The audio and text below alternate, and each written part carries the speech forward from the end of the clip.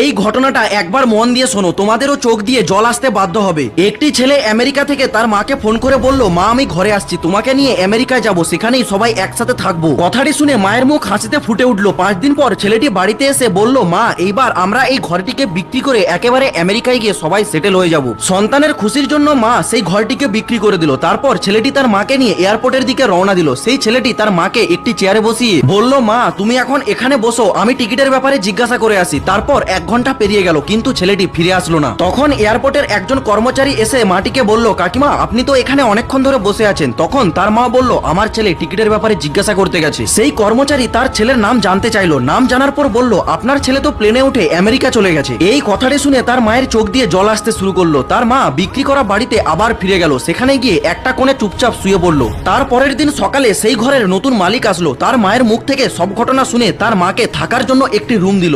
একদিন সেই মালিকটি তার মাকে বলল, আপনার তো অনেক বয়স হয়ে গেছে, আপনি কোনো আপনার আত্মীয়র বাড়িতে চলে যান। কিন্তু তখন তার মা বলল, হয়তো আমার ছেলে আমাকে মনে করে আবার ফিরে আসতে পারে, তখন তার খেয়াল তো রাখতে হবে। এটা থেকেই আমরা বুঝতে পারলাম সন্তানরা যা কিছু করুক না কেন, মা সবসময় তার সন্তানদের কথা আগে ভাবে। আর হ্যাঁ বন্ধুরা, সেলিব্রিটিদেরকে তো সবাই লাইক করে, আজকে দেখা যাক মায়ের জন্য এই ভিডিওতে কজন লাইক করে। আর হ্যাঁ, আমাকে একজন বন্ধু ভেবে সাবস্ক্রাইব করে রাখো। জীবনে চলার পথে আরো এই ধরনের টিপস দেবো।